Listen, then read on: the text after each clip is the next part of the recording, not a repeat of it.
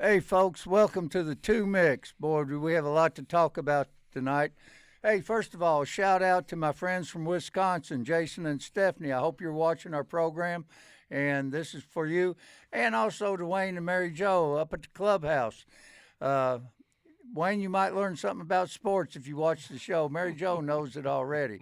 So, Mike, what do you think about what do you want to start talking about first? Well, first, it's been 2 weeks since our last show. We've survived Snowmaggeden. Yeah. I know it's been a busy couple weeks for you, especially this last week with the our sponsor, Ryder's Food Market. Yeah. And I know that you've been out delivering groceries, getting bread runs and potato runs and milk runs and everything else. I delivered a 5-pound thing of cat litter and bananas to a woman today.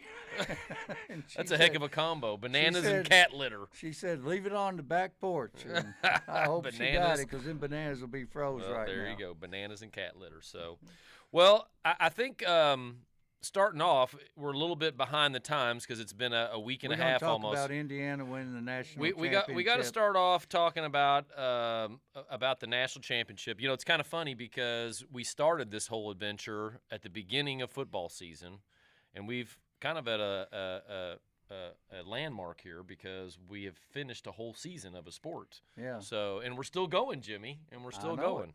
So, I think that obviously it's prudent to start with that and talk a little bit about that. We got to talk about the Cats over the last couple weeks. Well, they, Yeah. got some things we got to talk, good and bad, in terms of that. And the coaching carousel continues, Jimmy. In the football, In yeah. football. So Yeah. a lot of things to get through, and then obviously too, the Super Bowl is set now. We'll have to talk a little bit about the playoffs since it's been a couple weeks since we've been in here. But yeah, starting out, congratulations to the Hoosiers, Jimmy. I never thought I would say that. Indiana Hoosiers national championship in football. If it can happen at Indiana, it can happen at Kentucky, Mike. That's the way I look at it. And Well, it and- really can now. yes, it can. It can. Well, I don't. Here's the thing. I don't necessarily think that every program that's always sucked is going to win a national championship, but the playing field is definitely a lot more level now. Well, There's no doubt about it. What Signetti did this year is just Oh, it's history making in as far as college football goes. Going 16-0 and winning the national championship yeah. And blew out most of the teams they played. Blew them out. And they had that tough game against Penn State, which I got to see, which Mendoza threw a spectacular catch, and the receiver spectacular throw, spectacular catch, and the referees got it right. It was a perfect play. Yeah, there was a lot of, I'll be the first one to say I was one of the doubters that kept saying that I never really doubted that they were good. I just did not think We that. kept waiting for them to fail. Well, partly that, and I have to, be the first one to say I underrated the Big Ten all year. I'd still think top to bottom, the SEC, in terms of their balance, is a better conference. They're deeper, but I mean, you can't doubt the Big Ten. Three years three in years a in row, a row, they've won the with a championship. different team. Yeah, and not only that, but they obviously Oregon performed well in the playoff, and you can't take any away from Indiana. They deserved the championship. They beat an SEC team, they beat a second Big Ten team twice, and they beat an ACC team that was hot. And it came down to the last minute. It was a great game, and I really kind of thought Miami might pull it off there in the end, but Indiana was just gritty. And Nick Saban picked Miami to win. As a matter of fact, a lot of people picked Miami to win that game. Saban pretty much picked against Indiana every game in the playoffs. So did Paul Feinbaum. Yeah. I mean, I did up until I picked Alabama, which was obviously a mistake, but I did pick them against Oregon, and I did pick them to win the national but championship. they how did they do it? How did Signetti do it, Mike? Well, really, if you look at kind of their roster, I kind of went through and looked at their roster, and of course, the biggest thing that people talked about is he took a lot of kids really that weren't kids, they're grown men. The average age on his team was about 23, 24 years old. That's So a kid in my book. As old right. as I am, Well, that's for a us, kid. but in terms of college athletics, that's not. I mean, traditionally, college athletics teams were built on kids from anywhere from about 18 to 22 years old. Yeah. So the thing about it is, if you look at their roster, it's a breakdown. Almost every one of their starters on offense and defense were either a redshirt junior, which means that they were a senior academically, or a redshirt senior, which means that they were a fifth-year senior. Well, now that's common in football, though, in college football. Well, to do that, though, the way that they did it, because they pretty much didn't have any freshmen or sophomores playing. That's directly related to what's going on in college football with the transfer portal and the NIL. If you look at, they had E.J. Williams was a transfer from Clemson. He was a fifth or sixth-year senior, something like that. He had several players, obviously, that came with him from James Madison that were seniors. Had a transfer from Notre Dame that anchored that offensive line that was a fifth-year senior. You had a transfer from Ole Miss. You had That'd a transfer. Lewis Moore. Yeah. So these are the types of things that, Signetti took what the parameters are now, and he's a great coach. There's no doubt about it. Yeah. I mean, you don't do what you did. I don't care what the parameters are. I love his expressions on the sideline. Oh, my God. He's a psycho. He's a psycho. I love it. But he's obviously a heck of a football coach. Last year Indiana had a good season last year and made the playoffs. And he did it with, I think he had 13 or 14 James Madison players on his team. And then this year, he had 6 James Madison. And also, he had a Western Kentucky transfer. Kudos to that kid for going to Indiana. And I love his name, Hosea Wheeler. Yeah, Hosea Wheeler. He wasn't starting for them, though. Yeah, but he went there. He went there. And he's got a national championship. You sit on the bench, you get a ring. There you go. Ironically, though, I thought the biggest play, well, there was 2 huge plays that were momentum. Was the block punt was obviously was a huge momentum swing, because Miami came out in that second half and had gained the momentum. They had scored, and they were going to get the ball back with a chance to take the lead, and that completely swung the momentum of the game. But you got to give Miami credit. They still fought back. I thought the other huge play in the game, Mendoza. Well, obviously Mendoza's run. You got to count that one. You got to talk about that. That was definitely the one that that probably won it for them. That run into it was gutsy to go for it on 4-10. A lot of people said he should have kicked the field goal, and that's why Signetti obviously is a great coach, and Mendoza is a great player. Yeah. But I thought one of the biggest plays, and ironically, it came from the one player that was the holdover, was the original recruit from the old regime, was Charlie Becker. When Miami was trying to get the ball back and he threw that pass that was really kind of thrown behind him. Wasn't a very good pass, and he made a heck of a catch. He made a heck of a catches quite a bit throughout the year. He did. But, he wasn't even a starter at the beginning of the year. And he made that catch, which put them in field goal range, which was huge, because then Miami couldn't go down and kick a field goal to tie it at the end. Instead, they had to go for a touchdown, which ultimately IU intercepted the ball and won the game. But, it really just, to me, goes to show how you got to have a lot of these coaches probably that look at this and think, man, like a guy from Notre Dame is on the starter, a guy from Wisconsin's a fifth-year senior, Ole Miss, Clemson, and I think this is where a lot of frustration comes in. Is a lot of those coaches probably looked at, I developed that player for 2, 3, 4 years, and then now kids can just be nitpicked out of the program and been stuck in there. Yeah, and that's something that's got to change. NCAA, National Communist Athletic Association, folks, they have to change that. I mean, I'm okay with a kid leaving school one time. Yeah. But you can't do it more than that, and unless there's certain underlying circumstances like coach leaves, coach leaves, the kid ought to be able to leave. And then if you get hurt and you have to sit out a year, you come back, you were a starter, you lose your starting position, you can go someplace else. Let the kid go someplace else. Yeah. Well, I think more than anything, you know, the amount of money these kids are getting paid.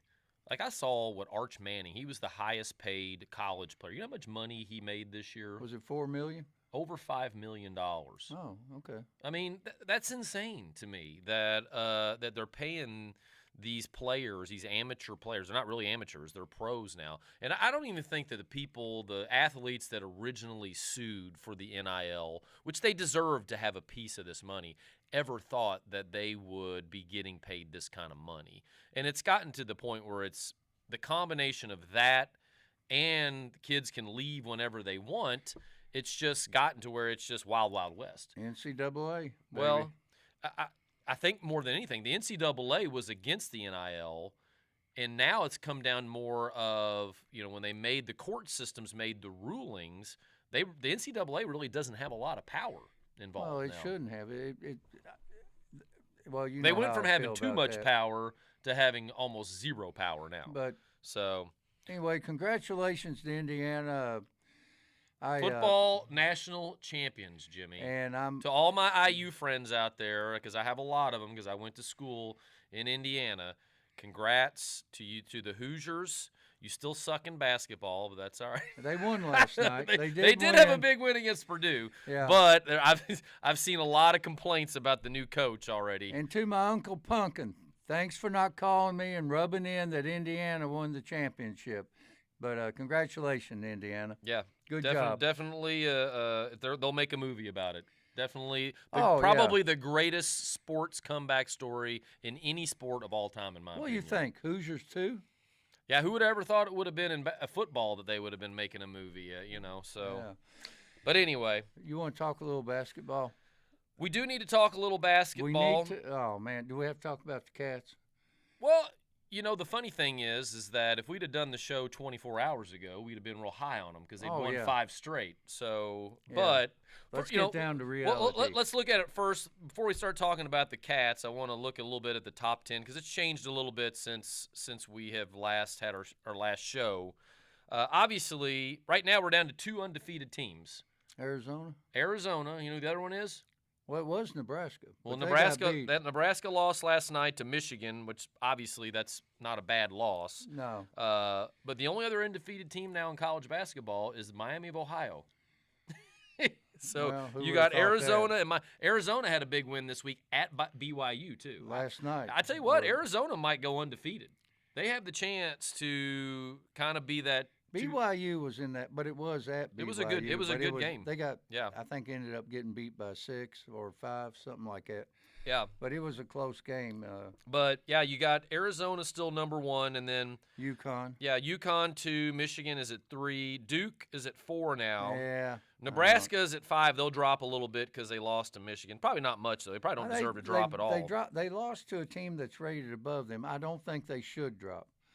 Well, And it was at Michigan.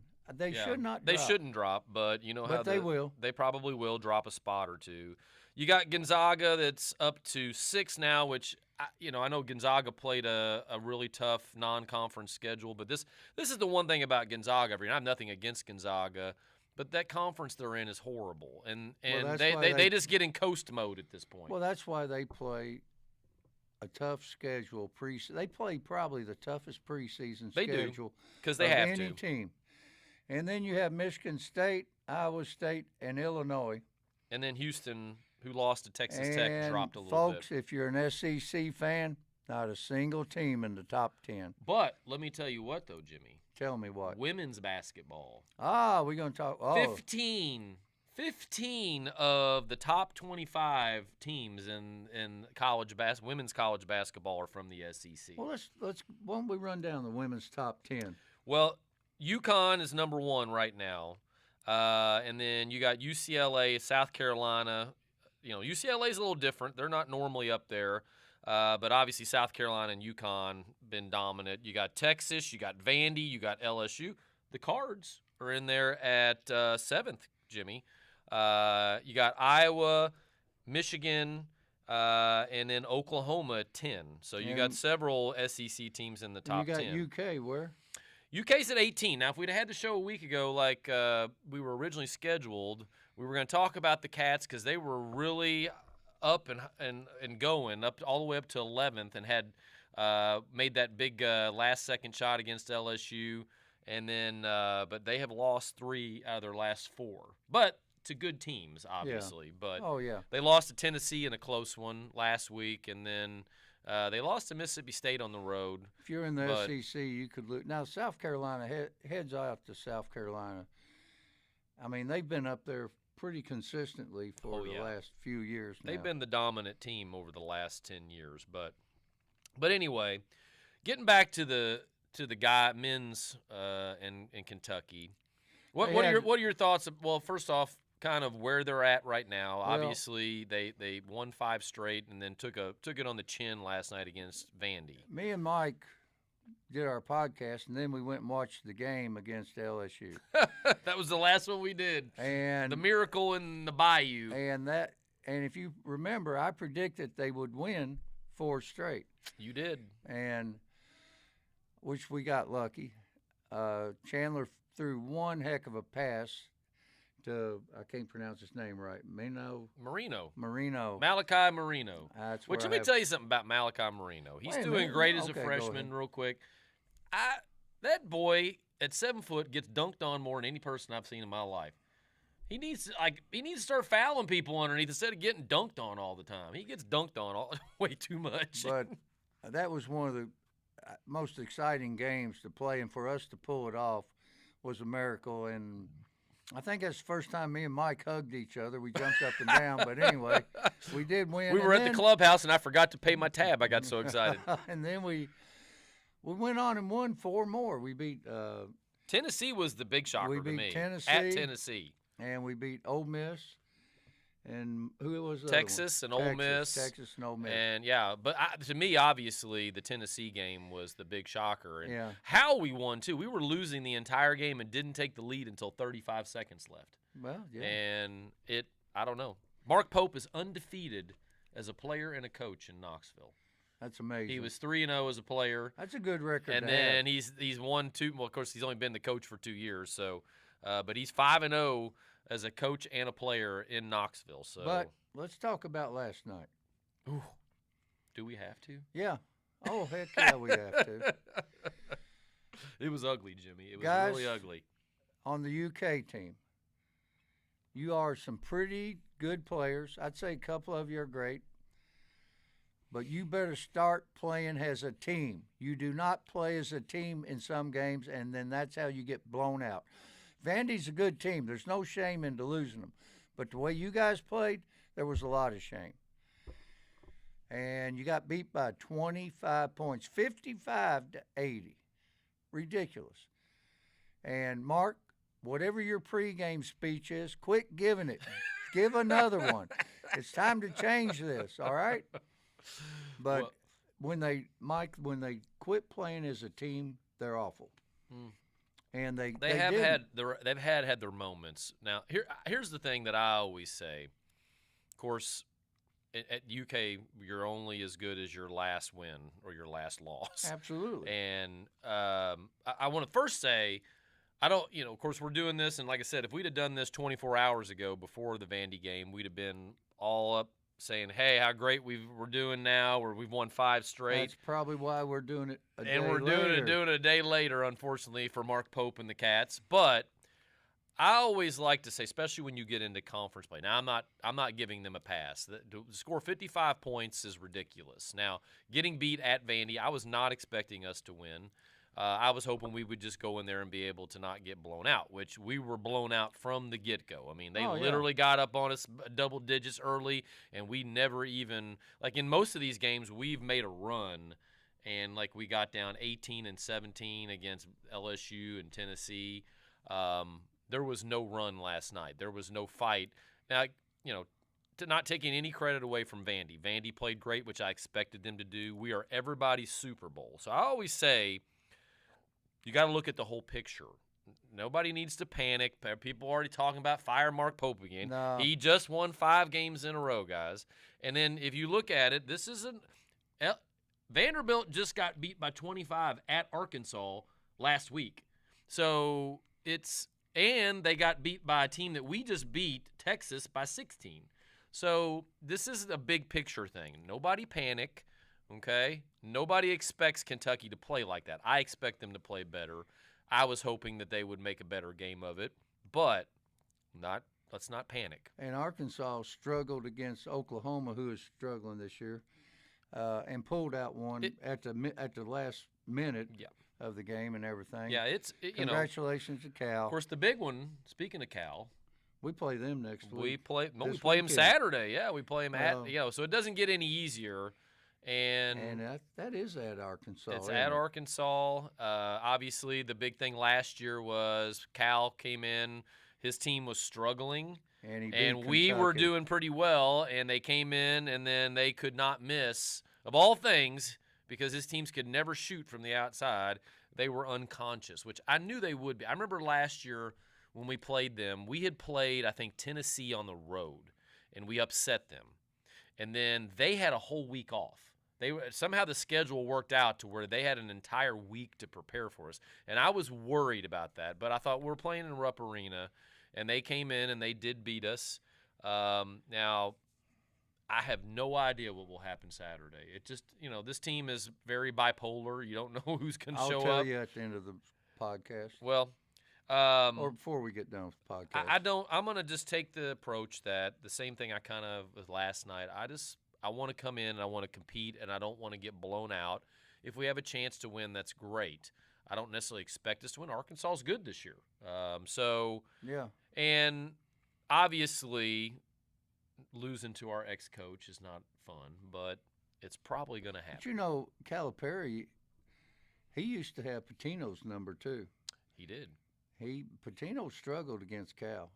I don't know what the record is. A lot of coaches have struggled against Cal, and I still think Cal's a great coach. Oh, yeah. He's a great coach. He's a great recruiter. He's a great coach. He just kind of lost his voice there, and there was some things that happened at the end. And I don't necessarily – I think it was time for a change for both him and the university, but – Cal's a great coach. I love Cal. I'm not one of those Cal haters. Everybody's like, he left and went to who cares? Everybody was wanting him to leave. Why do coaches that leave Kentucky, except for Gillespie, of course, they go against Patino went to our nemesis, arch rival, right? The Louisville Cardinals, and then Cal stays in the. Well, Arkansas is not as bad as going to Louisville for sure. Well, back when it was what's his name? That used to coach Arkansas. Back in those days, Kentucky and Arkansas. Nolan Richardson, yes. Oh, yeah. That was when they won a national championship, yeah.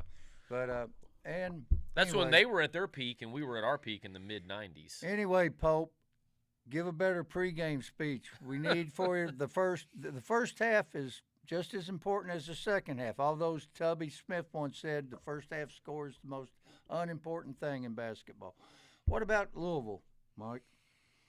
Well, Louisville was on a little downhill slide, and then they got a couple wins over mediocre teams against Pitt and Virginia Tech. And they got blown out just like we got blown out on the road against Duke last night, which, So Louisville really is kind of struggling the same way that we're struggling, except for the fact that they – believe it or not, right now, Jimmy, we're still, even after last night's loss, we're still fourth in the SEC. Yeah. Do you realize that? The SEC is just a bloodbath right now. Yep. I mean, you could lose. Look at it. Like you said last night, Arkansas almost lost to Oklahoma. Oklahoma's won one game in the SEC. They're 1-6. Yep. And so it doesn't matter the record. We went down to LSU. Probably should have lost to LSU, but we didn't. Mike. We didn't. We won that game. Didn't. So I think there's going to be a lot of ups and downs throughout the season. I looked at the schedule. You get through. It doesn't get any easier if we get through Saturday, and then we've got 2 home games in a row. We have to play Florida at home. Yeah. And I think we play. there's really not a gimme on the schedule. I think we No. play South Carolina still, but we still got to play Tennessee. Oh, that's what we have. Play Tennessee at home and somebody else at home next week. So it doesn't get any easier, but you got to protect your home court. We've got 10 games left. In my opinion, we need to go 6-4 in those games. And that's not going to be easy. That includes a game I think so. at Florida at home. You got Tennessee still at home. You got to still play Auburn at Auburn. You still have to play I think we play Vanderbilt again, too. I think we play Vanderbilt at home. We play Georgia at home. Georgia obviously is pretty good this yeah, year. they're really good. So Yeah. there's not a gimme. So I think we still have to play Oklahoma too, which but Well, I think that's who we play next week. I think we play Oklahoma and Tennessee at home. So you got to win at least one of those, and then if you can win both of those, that would be great. But I think we go 6-4. That puts us right now we're 14-7. So that puts us to 20 wins. That's usually the mark that gets you in the tournament, and that would give us a winning record in the SEC, which pretty much is sure. Right now, I think the last I saw, we were projected as a 6 seed, but that probably dropped a little bit after last night. Well, we were ranked 27th AP poll before the Vandy game. Now, I don't know where that'll drop us. Of course, if we win this weekend, may not drop us any, but we were about ready to crack the top 25. If we'd have won, well, I think if we win Saturday at Arkansas, we'd still crack the top 25, even after that atrocious loss last night. We'd come in at 25.5, I think. Maybe, but yeah, we'll see. We'll see what happens. But you were saying Louisville. I think Louisville has to get healthy, just like we. That's the thing about it too. That the injuries for both us and Louisville.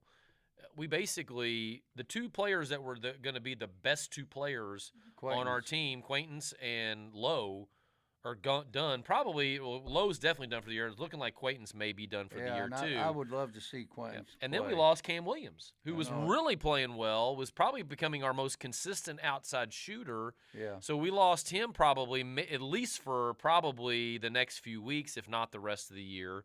So injuries have just depleted us, and it's been 2 years in a row that this has happened. And I don't know. I know everybody's got to deal with injuries. It's the next man up. But is the NFL season still going on? Is there anything going on? There is in the NFL. Are you ready to talk about the NFL? You trying to tell me you're ready to talk about the NFL? I was just wondering.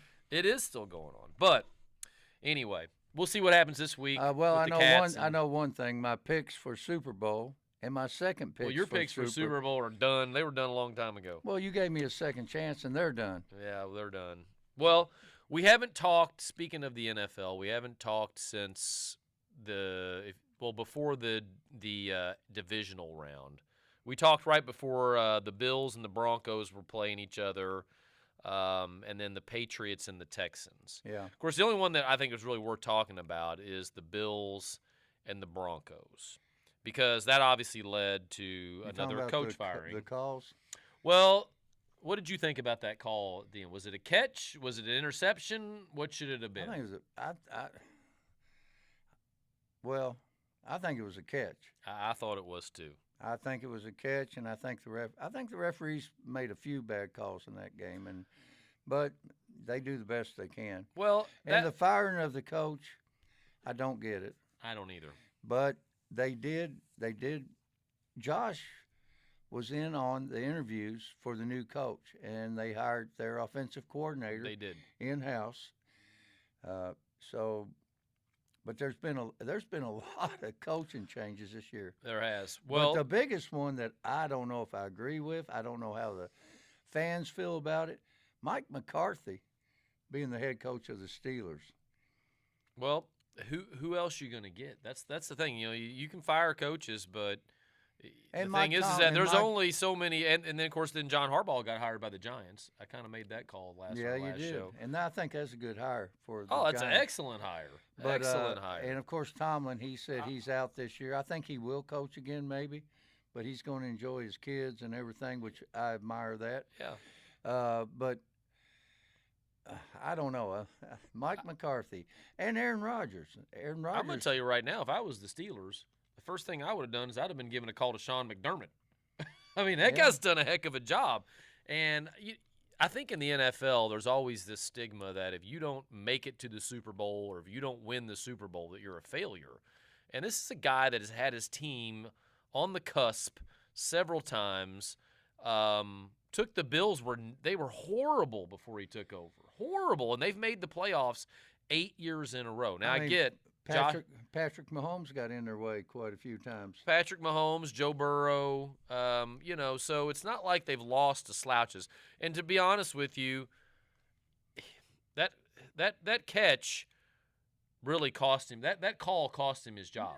Because I think if they would have made the AFC Championship game, well, first off, I think that they would have had a good chance of winning it and making it to the Super Bowl. But I think the biggest part of that game, though, to even put them in that position, was Josh Allen turning the ball over at the end of the first half when they only had about 18 seconds left, I think. Yeah. And to me, you just kneel the ball and go in down one score. And that gave them that extra 3 points that really was the difference in the game. But at the same time, Josh Allen's kind of one of those Brett Favre players. He's a gunslinger. So he takes chances, which pays off a lot of times, but it also can bite you sometimes as well. How many of you out there picked the Patriots and the Seahawks to make it to the Super Bowl? Raise your hand. At the beginning of the season, nobody would have guessed that one. So, but congratulations to both those teams. Of course, the NFC Championship game, the Rams and the Seahawks was a heck of a game, and then the game before that against the Rams and the Bears was a heck of a game too. That went to overtime, and that crazy catch at the end to put it to overtime. Yeah. So I mean, congratulations to the Bears. I mean, you guys had a great season. You made the playoffs, and you guys are going to get better. I wonder how Minnesota feels getting rid of their quarterback and sending him to the Seahawks. They're regretting it a little bit right now. You know, the funny thing is that I think I saw something that Darnold's class, which I think includes Josh Allen, there was several big starting quarterbacks from that class. He's the first one to make it. Of all those quarterbacks, he's the first one to make it to the Super Bowl. But, it's nobody would have. But that we kind of said that throughout the season, that anybody could end up in the Super Bowl this year. And it's been a crazy season. And a lot of turnarounds. You got to give Mike Vrabel a lot of credit for the turnaround there of the Patriots. Who have they announced Coach of the Year? He deserves it at this point now, I think. Yeah. But who else deserves it? Quite a few of them deserve it. There's several that you could definitely make the case for, but I think Seattle coach then this his first year? It is. But Seattle wasn't as down in the doldrums as the Patriots won a total of 4 games of the last 2 years. They had won 4 games in 4 games. They won a total of 8 games in 2 years before Vrabel got there.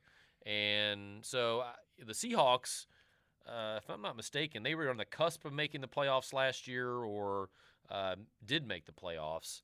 But, So let me ask you something. Where are you going to watch the Super Bowl at? Right here on this TV behind me. Are you really? Yes. Yeah. I'm going to watch it wherever Kara Kane is. She is a big Patriot fan, and just watching her. There'll be F-bombs flowing out everywhere in that thing. If they're winning, watching her celebrate is a joy to me. If they're losing, well, I'll be there to comfort her, along with her husband, Mark Kane. But, Kara, let me know where we're watching the Super Bowl at. Well, y'all welcome to come watch it here. I'll have probably people over. We'll have a party here. That sounds good. That sounds good. All right, we're in. So but, maybe we should do a show right before the Super Bowl.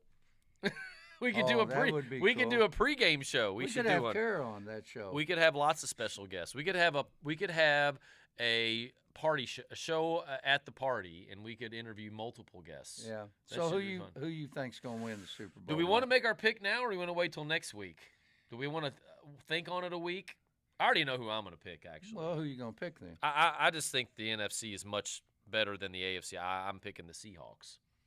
I'm going to pick the Seahawks. I think that's a good pick. But Old Jim here, he's going to go against the grain, and I'm picking the Patriots to win the Super Hey, Bowl. and Kara, don't whack me for picking the Seahawks. It's okay. I like Kara, it's go okay. ahead and whack him. But I just think that the NFC is just the stronger conference, and I just think the Seahawks are just better. And Mike, on our next show, I think we should talk about all the coaches' change because there's been a ton of them, and see what we think of them, evaluate them. Of course, we talked about Mike McCarthy and John Harbaugh, which you predicted. And I think there's still a few vacancies out there, isn't there? There is. Well, the Raiders still have not filled theirs. Sean McDermott, maybe. I'm going to tell you right now, that'd be the first person I'd call if I was any of these teams without a coach. Yeah. I still thought that there was an outside shot that Cignetti would go there with Mendoza being the number one pick, but it doesn't look like he's going to go anywhere. Cignetti would be crazy to leave Indiana and go anywhere else. They will build a memorial, a statue. Well, they already will. I mean, he could lose every game next year, and they still build the memorial for him. So, not that that's going to happen, but I do think this though, he hit the jackpot with Mendoza, and that he did a great job of not going backwards here to the college football, but he did a great job of building that team. And he got TCU. But you never would have thought Mendoza would have been as good as he is. No. I mean, but I think Mendoza is going to be a great NFL quarterback. Barring staying away from injuries, you can never predict that. That's who the Raiders are going to pick. Oh, they'd be crazy not to. They don't have a quarterback, and he is a franchise quarterback. That'll be another show. We'll be talking about the draft. Yeah, well, in April. That'll be in April. But, yeah, the Raiders would be crazy, to me, in my opinion, to not take Mendoza. Not only is he, I think, a great player, but he's a great kid. He seems like a great person with a good head on his shoulders, and I just think that means so much in today's day and age. So, to me, if the Raiders don't take Mendoza, it would be the dumbest decision in the history of the NFL. Well, they made the other dumbest decision by drafting Jamarcus Russell at quarterback. So they haven't had the greatest track record over the last 20 years or so. And you know as well as I do, a great college player does not necessarily make a good pro player. Just Tim Tebow's perfect example. Heisman winner, national championship winner. And I do think this, though. I think that with Tebow, if he would have gone nowadays, because it took the NFL a while to adjust to modern offense and a running quarterback. I think players like Lamar Jackson and Tebow, not saying that Tebow is as good as Lamar Jackson, but the offenses have changed more to a college style, whereas before everything was all about being a prototypical drop-back pocket quarterback. And I think Tim Tebow would have, if he would have been in today's day and age, I think he would have been a solid pro at quarterback. And if anything, I think he would have been a great backup. Especially to be a backup to like Lamar Jackson, to where you could still come in and he could, run the offense and have the threat of him and his legs. But shoulda, woulda, coulda. He was born in the wrong era. And we don't talk about it that much. We don't talk NBA, but Milwaukee Bucks are looking at trading the big guy, Giannis. Don't even try to pronounce his name. It's as much problems as you have pronouncing names. Giannis, whatever. We'll just say Giannis, but there is a chance, folks, that the Golden State Warriors might acquire him. Now, I'm not sure. There's about 11 NBA teams that want him, but the Golden State... The Greek Freak. Yes, the Greek Freak. The Golden State Warriors have enough draft picks, and they might trade Jimmy Butler, send Jimmy Butler there, and give Milwaukee these draft picks. I forget how many they have. Oh, I don't know. But I know they got 4 number 1 draft picks where they made a trade. You must have been really bored during the snowstorm to and be keeping up like this on the NBA. This just broke out today. And Giannis, whatever. Just call him the Greek Freak. The Greek Freak, the big guy from Milwaukee, may end up with the Golden State Warriors. He wants a trade. Milwaukee's ready to trade him, and they're not going after big players. They're going after mainly the draft picks. They're going to do like an Oklahoma Thunder thing and just get the best players they can. But I think Golden State, if they get him, with Steph Curry, Golden State might win the NBA title this year if they Now, get is Steph back from injury though? Well, I don't know, but he will be. We don't know when, but he will be. Yeah. Yeah, I don't know. Anyway, I thought I'd bring that Well, up, folks. I tell you some. Speaking of the NBA, I'm going to give a shout out to Reed Shepherd, who has been tearing it up lately. Reed Shepherd has been playing good. He has been playing great. I think I saw where he's averaging about 13 points a game for the season, but over the last probably 10 games, he's been above that. And he's a non-starter. He should be starting, in my opinion. I've watched him play. He's good. Well, he couldn't even start for Cal, We won't go into that one. No, we had 2 lottery picks coming off the bench. And LeBron James is playing at Cleveland tonight. And Old Man River. this may be his farewell season. He hasn't announced it yet, but he should. I think it's time for LeBron to give out, but I wish he would announce so that people can give, sort of like they did Coach K when he announced this was his last season. They gave him gifts, acknowledged his greatness and everything. Needs is gifts.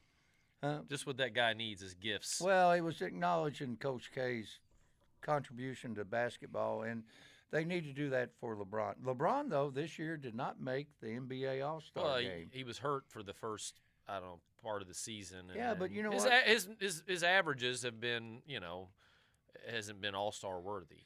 But, here's a question. We've never talked about this. Who's your GOAT, him or Jordan? Jordan. That's no doubt in my mind. Jordan. I wouldn't even put LeBron up there as the top 3. I'd put Kobe before LeBron. Jordan, no doubt. Jordan is the best. Of course, I know it's a different era, and then this younger generation thinks LeBron. And LeBron's a great player. Don't get me wrong, but I don't think his accomplishments. And you can't look at the longevity of his career. You got to look at what he did in the time frame. And I just think Jordan was, LeBron was a physical freak for a guard and forward. Small forward, yeah. And Jordan was like poetry in motion when you watched him play. I mean, well, I know a lot of people talk about this too, but they played in different eras. Nowadays, a lot of the players that played, say, if Jordan played in today's rules with without the fact that he would have averaged 40, 50 points a game. Oh. And he averaged 30 a game in the old rules where they used to beat the crap out of each other. Especially if you played against Detroit with Bill Laimbeer in there, and Jordan would come in punishment. There, and they just throw him down to the ground. And he hardly missed any games ever. And Jordan, after that year, he worked out that summer before the season on weights, building his strength up, and he took it to Detroit. But, yeah, it was a different era and everything. But, yeah, my opinion is Jordan. But if you pick LeBron, I'm not going to criticize you. That's your pick. And LeBron, I have a lot of respect for LeBron. If you ever get a chance, watch the documentary on the kid. Grew up without a father, and you don't hear any controversy except for his flopping on the court. Yeah, he's got to stop that. Well, it's too late now. He's done flopped for 20 years. You don't hear he's a good father, good husband. You don't hear anything negative about him. He needs to quit flopping. He's good at flopping on the flopping. He needs to quit flopping like a fish. And a little bit of crybaby. But if I was out there playing with those guys at my age, I'd be crying too. Trust me. Well, it's a good thing we're not having you out there playing at your age, so that would be scary. I don't know.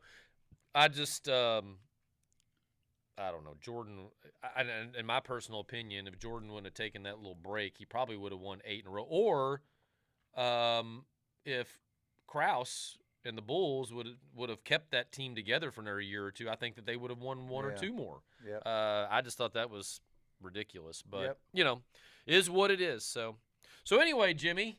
Yes, sir. Kind of sounds like this is a little kind of segue to the gripe of the week.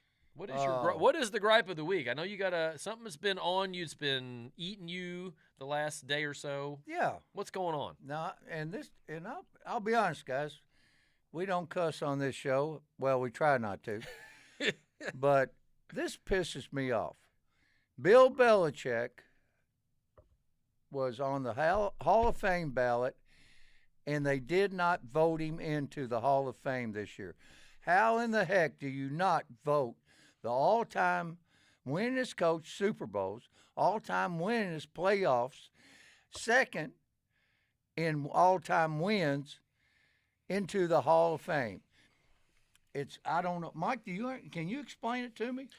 Well, Politics, just wait a minute. there is politics involved. But that man should have been in the Hall of Fame first time on the ballot. Whoever you guys are voting against him, get out of it. Go, get out of the sport. Don't vote anymore. Let's get some people that have common sense and know what the hell they're doing. Bill Belichick, I'm sorry for you, man. You should have been in there. Well, I'm not too sorry for him. Have you seen his girlfriend?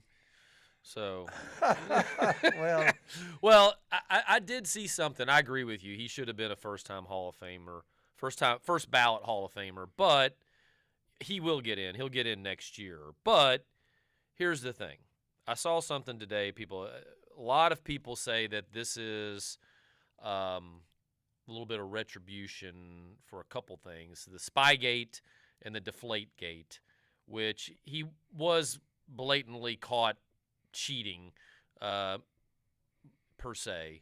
So a lot of people think that this is kind of a little bit of retribution for that. And let's face it, he wasn't the most warm and fuzzy guy. He made a lot of enemies through the year. He was kind of a jerk a lot of times, and I think that – but you're right. You need to put that aside, and he should have been voted in first-time Hall of Fame. But so let me ask you he'll this be in question. next year. Are you going to keep Tom Brady out because of the Inflategate? Well, When he's on the ballot the first time? No, they'll put Tom Brady in there. but he wasn't part of Spygate. That wasn't his deal, But he was part of Inflategate. He knows what those balls are. I agree with you. He should have been. Well, he got suspended, so Yeah, he should have been in. He should doesn't have been matter. in. Tom Brady, when he's on the ballot, you idiots, put him in the first time. Tom Brady's a little more warm and fuzzy than Bill Belichick. That to me. I think that came down to that. I think a lot of people just got in the room and said, God, he's such a dick.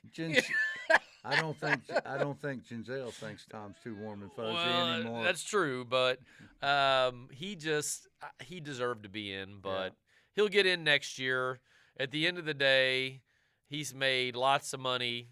He's got a smoking hot girlfriend that really is should be his daughter, but I don't feel too sorry for Bill Belichick, and he'll get in next year, and we'll see what happens. It's still a trap. He should have been in, guys. He should have been in. All jokes aside, Bill Belichick should have been in first time. Eli Manning, I can understand him not getting in the first time. He will get in. And Marty Schottenheimer. Guys, put Marty Schottenheimer in that daggone. Marty Schottenheimer didn't even win a Super Bowl, though. It doesn't matter. He didn't even make a Super Bowl. He's seventh all time. I agree. He should be in. Yes. He should be in. And he will eventually. That is my gripes of the weekend. I don't have to go to the bathroom. Oh, no peeing today. Well, Jimmy, I'm glad we got together again and we're able to do the show. And the roads are clear now, and Snowmaggeden hopefully is over. Sort of clear. I hope that we're done with the winter. I'm sick of it. So no, we got a few more. Hopefully we'll be back next week on our we will normal time, and things will calm down a little bit. So we're planning on being here next Wednesday, and then I think we should look at doing a Super Bowl show. I think we should. I think that would be cool. fun. That would be fun. So, but anyway, thank you guys for tuning in to the Two Micks, and we'll be back next week. Want to thank Riders Market, our one and only sponsor that for our show. We'll hope maybe that'll grow some, Jimmy. Who knows? But and all the hardworking people out there that have been delivering the groceries and getting bread and milk to everybody. Want to say thank you to people like Jimmy, because you've been a busy man this last week. Oh yeah. So, but anyway, thanks for tuning in. We'll see you guys next week. This has been the Two Micks. Peace out.